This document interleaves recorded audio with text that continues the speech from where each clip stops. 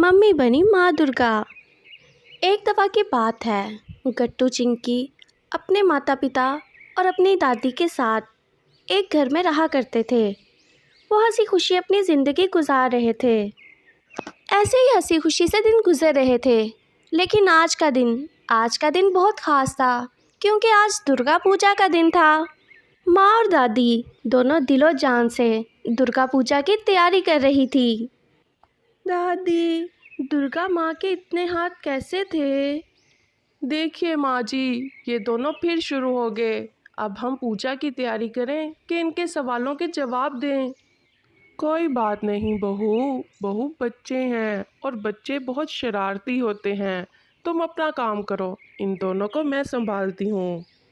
इसके बाद माँ पूजा में मगन हो जाती हैं। दादी, हमें बताएं ना, दुर्गा माँ इतने हाथों से क्या करती थी? बच्चों, दुर्गा माँ बहुत कुछ करती थी। एक हाथ से राक्षस को मारती थी, दूसरे हाथ से अपने भक्तों को आशीर्वाद देती थी और तीसरे से खाना बनाती थी और अपने बच्चों को खिलाती थी। दादी, दुर्गा माँ के बच्चे कहाँ हैं? हाँ बेटा, दुर्गा माँ के बच्चे, हम सब दुर्गा माँ के ही तो बच्चे हैं। लेकिन दादी, हम तो अपनी मम्मी के बच्चे हैं, फिर मम्मी के दो हाथ कैसे? हमारी मम्मी दुर्गा माँ की तरह क्यों नहीं है? तुम्हारी मम्मी दुर्गा माँ की तरह नहीं हुई तो क्या हुआ? वो दुर्गा माँ का ही तो रूप है। दुर्गा माँ का रूप? दादी, दुर्गा माँ का रूप वो कैसे? देखो ना बच्चे, तुम्हारी मम्मी तुम्हारी रक्षा करती है, तुम्हें खाना खिलाती है, तो वो दुर्गा माँ का ही रूप हुआ ना। और वो तो हमारा होमवर्क भी करती हैं। तो फिर बच्चों बताओ कि तुम्हारी माँ दुर्गा माँ का रूप हुई या नहीं? हाँ, हमारी माँ दुर्गा माँ का ही तो रूप है। गट्टू चिंकी, चलो बस कर दो, बहुत हो गई बातें, अब थोड़ा काम भी कर लो। और गट्टू, तुम किचन से पूजा के लिए पानी लेकर आओ। गट्टू किचन में जाता है और देखता है कि किचन में तो पानी ही नहीं आ रहा। ये देखकर गट्टू बहुत परेशान होता है और अपनी माँ से आकर कहता है, मम्मी, नल से तो पानी ही नहीं आ रहा। हे ऊपर वाले, लगता है फिर पाइप का मसला बन गया है। कितनी बार इनको बोला है कि प्लम्बर को बुलवाकर ठीक करवा दें, लेकिन इनसे तो कोई काम होता ही नहीं। अब पूजा कैसे होगी? मुझे ही प्लम्बर को फ़ोन करना होगा और बुलाना होगा। इसके बाद मम्मी प्लम्बर को फ़ोन करती है और थोड़ी ही देर में प्लम्बर घर आ जाता है। जी मैम, कहाँ पर प्रॉब्लम है? किचन में। गट्टू, अंकल को किचन दिखाओ। कोई बात नहीं मैम, आप बच्चे को तकलीफ़ मत दें, मैं खुद चला जाता हूँ। इसके बाद प्लम्बर किचन में चला जाता है, लेकिन ये सब देखकर मम्मी किसी सोच में पड़ जाती हैं और कहने लगती हैं, माँ जी, ये प्लम्बर कुछ अजीब नहीं है? गट्टू को किचन से आने से मना कर दिया और ख़ुद अकेला किचन में आ गया। ज़माना बहुत ख़राब है बहू, आजकल तो भरोसा किसी पर करना ही नहीं चाहिए। मुझे तो इसकी हरकतें पहले से ही अजीब लग रही हैं। गट्टू चिंकी, तुम दोनों जाओ और प्लम्बर के पास खड़े रहना और वहाँ से हिलना भी मत जब तक वो प्लम्बर वहाँ पर ही मौजूद है। गट्टू चिंकी जैसे ही किचन में आते हैं तो देखकर हैरान रह जाते हैं, क्योंकि वहाँ पर कोई प्लम्बर मौजूद नहीं होता। गट्टू चिंकी इधर उधर देखते हैं तो बेडरूम का दरवाज़ा खुला होता है। गट्टू चिंकी जल्दी से बेडरूम में चले जाते हैं। जैसे ही वो दोनों बेडरूम में जाते हैं तो देखते हैं कि प्लम्बर अलमारी खोलकर सारा सामान अपने बैग में भर रहा है। ये देखकर गट्टू ज़ोर से मम्मी को आवाज़ लगाता है, मम्मी। प्लम्बर गट्टू और चिंकी को देखकर थोड़ा डर जाता है। फिर गट्टू और चिंकी दोनों को उठा लेता है। गट्टू और चिंकी दोनों चिल्लाने लगते हैं, छोड़ो हमें मम्मी। तुम दोनों को छोड़ दूं और मैं खुद खाली हाथ चला जाऊं? तुम दोनों ही तो असल मेरी ताकत हो। अब देखना, तुम दोनों की वजह से मैं सारा घर लूट लूँगा, कुछ भी नहीं छोड़ूंगा यहाँ पर। कैसे छोड़ दूं? मम्मी और दादी दोनों बेडरूम की तरफ आती हैं और प्लम्बर को देखकर दंग रह जाती हैं।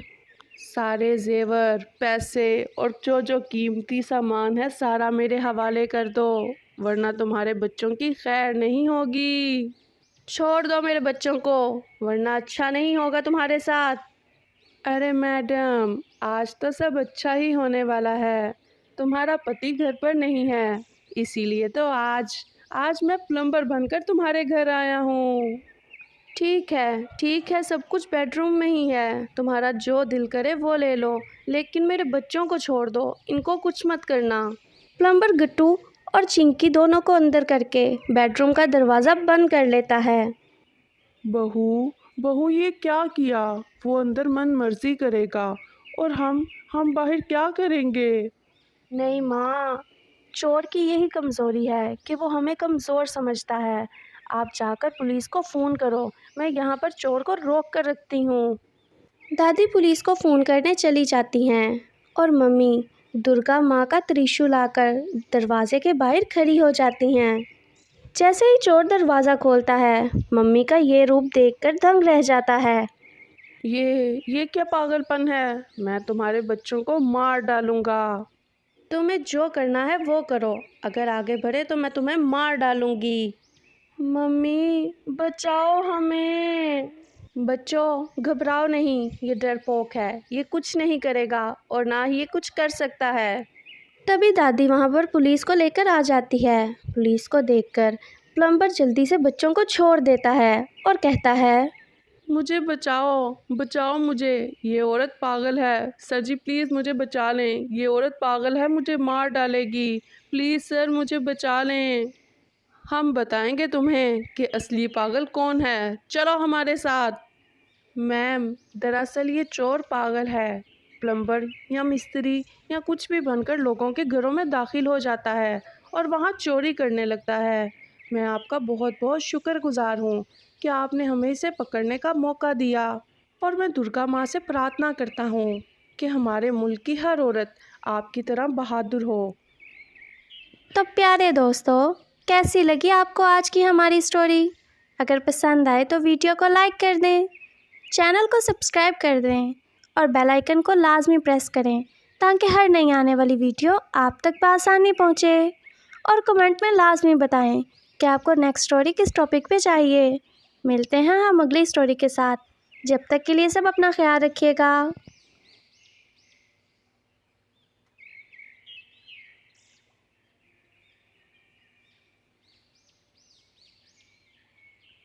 जंगल में 2 दिन से लगातार तेज़ बारिश शुरू है। सारे परिंदे अपने अपने पिंजरे में बैठ के बारिश का मज़ा ले रहे हैं। जिन परिंदों के घोंसले पक्के हैं उनके लिए तो बारिश बहुत अच्छी है, लेकिन जिन परिंदों के घोंसले कमज़ोर और बिना छत के हैं उनके लिए तो ये बारिश ज़रा भी अच्छी नहीं है।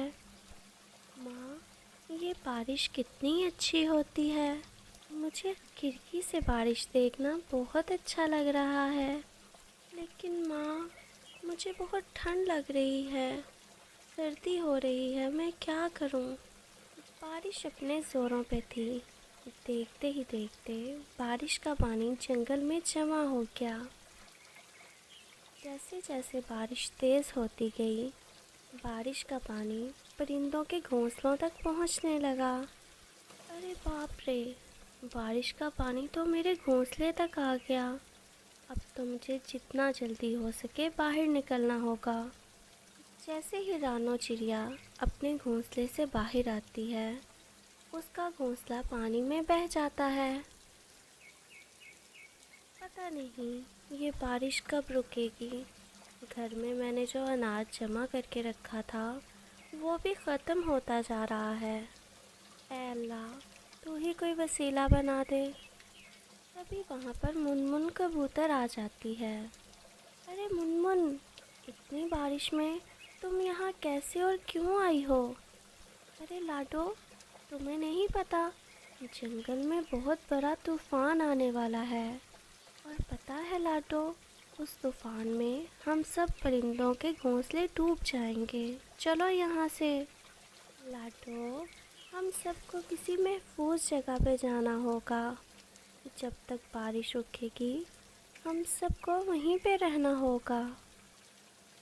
लेकिन मुनमुन बहन, मैं अपने अंडे को छोड़कर कैसे आ सकती हूँ?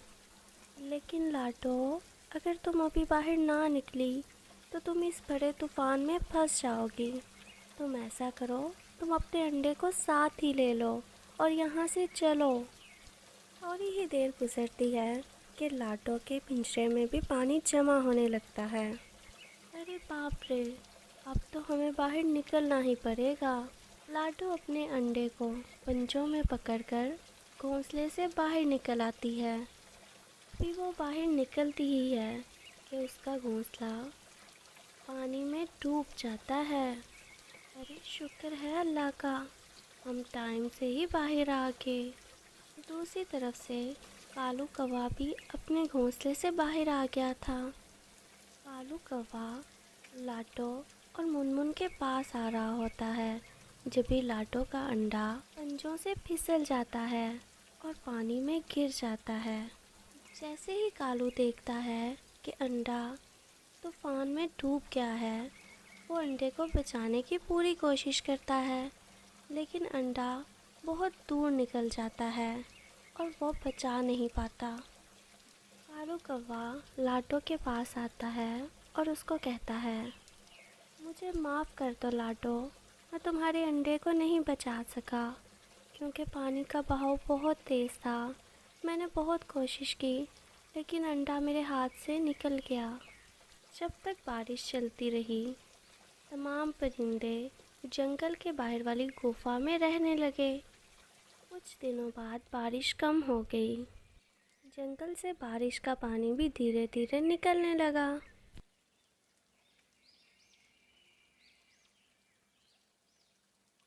एक एक करके परिंदे जंगल में वापस आने लगे और अपना अपना घोंसला बनाकर फिर से रहने लगे। अरे मेरे बेटे, क्या हुआ? मामा, दूसरे जंगल से हमारे जंगल में एक परिंदे का बच्चा खेलने के लिए आता है और मामा, हम दोनों दोस्त बन गए थे, लेकिन आज उसने मेरे साथ झगड़ा किया और पता है मामा, उसने मुझे मारा भी। अरे अरे अरे, कौन है वो बदमाश बच्चा जिसने मेरे लाडले बेटे को मारा? चल मेरे साथ, अभी उसकी टांगें खींचती हूँ। नहीं मामा, वो मेरे साथ झगड़ा करके अपने जंगल वापस लौट गया है। जग्गू, मेरे बच्चे, तुम परेशान ना हो। अब जब वो बदमाश बच्चा आएगा, मैं उसकी अच्छे से खबर लूँगी। दूसरे दिन वो बच्चा फिर जंगल में वापस आ जाता है। आज तो वो जग्गू की बजाय टुन्ना के साथ बातें कर रहा था। तभी वहाँ पर गौरी और जग्गू आ जाते हैं। मामा, यही है वो जिसने कल मेरे साथ झगड़ा किया था और मुझे मारा भी था। क्यों रे बदमाश, एक तो तू दूसरे जंगल से आता है और आकर हमारे ही बच्चों को मारता है। क्यों मारा तूने मेरे बेटे को? नहीं आंटी, मैंने आपके बेटे को नहीं मारा, उल्टा इसने मुझे मारा। ये देखें, मेरे सर पे तो चोट भी आ गई थी। नहीं मामा, ये झूठ बोल रहा है, मैंने इसको नहीं मारा। तुम्हारे माँ बाप कहाँ पे हैं? मुझे उनके पास लेके जाओ, मुझे उनसे मिलना है। मेरे माँ बाप नहीं हैं, मुझे तो बचपन से ही मेरी दादी अम्मा ने संभाला है। बस फिर, अब तुम इस जंगल में खेलने के लिए नहीं आओगे। चलो भागो यहाँ से, जल्दी जाओ। तभी वहाँ पर लाडो चिड़िया आ जाती है और कहती है, अरे अरे गौरी, क्या हुआ? इतने गुस्से में क्यों हो और इस प्यारे मासूम बच्चे को क्यों डांट रही हो? प्यारा? और ये, अरे लाडो बहन, तुम्हें नहीं पता, ये दूसरे जंगल से आकर हमारे बच्चों को मार रहा है और उनसे लड़ाई कर रहा है। क्या तुम ऐसा कर रहे हो? नहीं नहीं आंटी, मैं ऐसा नहीं कर रहा। मेरा कोई दोस्त नहीं बनता। मैं जिस जंगल से आया हूँ वहाँ भी मेरा कोई दोस्त नहीं है। मैं तो सिर्फ दोस्त की तलाश के लिए यहाँ आया था। मैंने किसी को नहीं मारा। जग्गू, चलो यहाँ से। अब तुम इस बदमाश बच्चे के साथ नहीं खेलोगे। गौरी और जग्गू वहाँ से चले जाते हैं। जग्गू और गौरी के जाते ही मुनमुन कबूतर वहाँ पर आ जाती है। अरे लाडो, तुम यहाँ पर क्या कर रही हो? क्या तुम्हें अपना नया घोंसला नहीं बनाना? अरे घोंसले के लिए लकड़ियाँ लेने ही बाहर आई थी। तभी उसकी नज़र उस बच्चे पर पड़ जाती है। वो कभी लाडो को देखता है और कभी उस बच्चे को देखता है। अरे क्या हो गया? क्या देख रहे हैं? कहाँ खो गए? लाडो, तुमने ये बच्चा देखा है? ये बिल्कुल तुम्हारी तरह दिखता है। हाँ दोस्त, अगर उस बारिश और तूफ़ान में मेरा अंडा ना खोता तो मेरा बच्चा भी आज इसके जितना होता। वो दोनों बात कर ही रहे होते हैं कि ऊपर से पेड़ की डाली टूटकर नीचे गिरती है। वो डाली उस बच्चे पर गिरने वाली होती है, लेकिन लाडो उसको पीछे करके अपने ऊपर चोट ले लेती है। अरे ये क्या हो गया? लाडो, रुको, मैं तुम्हारे लिए मदद लेकर आती हूँ। ये कह के वो लाडो के लिए मदद लेने चली जाती है। उसके जाते ही उस बच्चे की दादी आ जाती हैं। अरे टीलू, तुम कहाँ थे इतने टाइम से? मैं कितनी परेशान हो रही थी। चलो अब जल्दी घर चलो, कितना टाइम हो गया है। दादी, वो छोड़ो, पहले इन आंटी को इस डाली के नीचे से निकालो। वो इसके नीचे फंस गई हैं। ये कहते ही दादी लाटो के ऊपर से वो डाली को हटा देती हैं। अरे चिड़िया, तुम इसके नीचे कैसे फंस गई? दादी, ये डाली मेरे पे गिरने वाली थी, लेकिन इन्होंने मुझे बचाया और ये डाली अपने ऊपर ले ली। चिड़िया, तुम्हारा बहुत शुक्रिया। तुम्हारी वजह से आज मेरे टीलू की जान बच गई। कोई बात नहीं दादी, ये तो मेरा फ़र्ज़ था। दादी, एक बात पूछूं? आपको ये चिड़िया का बच्चा कहाँ से मिला? कुछ महीने पहले जब तेज़ बारिश हुई थी और बहुत ज़्यादा तूफ़ान भी आया था, इस जंगल की नदी जहाँ पर मैं रहती हूँ वहाँ से भी गुज़रती है। उसी नदी के पास मैं एक छोटी सी झोंपड़ी में रहती हूँ। उस टाइम मैं पानी लेने के लिए नदी के करीब गई थी और वो अंडा मुझे उस नदी में बहता हुआ दिखाई दिया था। मैं उस अंडे को अपने साथ अपने घर ले आई और ये बच्चा उसी अंडे से निकला था। तब से मैं ही इसको पाल रही हूँ। लाडो, क्या तुम भी वही सोच रही हो जो मैं सोच रहा हूँ? हाँ, मैं भी यही सोच रही हूँ। मुनमुन कबूतर सारी बात दादी को बताती है। ये तो बहुत अच्छा हुआ। मुझे बहुत फ़िक्र हो रही थी कि मैं इस बच्चे को सारी ज़िंदगी अकेले कैसे पालूँगी, क्योंकि ये तो एक चिड़िया का बच्चा है और मैं तो इंसान हूँ। दादी, आपका बहुत शुक्रिया। आपकी वजह से मेरा खोया हुआ बेटा मुझे वापस मिल गया। टीलू भी अपनी माँ को देखकर बहुत खुश होता है। देखा तुमने लाडो, ऊपर वाले के घर देर है अंधेर नहीं। लेकिन लाडो, अब तुम अपना घोंसला कैसे बनाओगी? तुम तो घायल हो गई हो। कोई बात नहीं चिड़िया, मैं तुम्हारी मदद करूँगी। चिड़िया, ये पानी की बोतल ले लो, और ये कोई आम पानी नहीं है। तुम इस पानी को जिस भी चीज़ पर डालोगी वो अपनी उम्र से 100 गुना ज़्यादा जल्दी भरी हो जाएगी। अब मैं चलती हूँ, मैं तुम सबसे मिलने दोबारा ज़रूर आऊँगी। दादी का टीलू को छोड़कर जाने का मन नहीं कर रहा था, लेकिन फिर भी वो दिल पे पत्थर रख कर चली गईं। लाडो उस पानी को पास वाले पेड़ पर लगे सेब पर छिड़कती है। देखते ही देखते वो सेब अपनी उम्र से 100 गुना ज़्यादा बड़ा हो जाता है। सब परिंदे देखकर हैरान हो जाते हैं।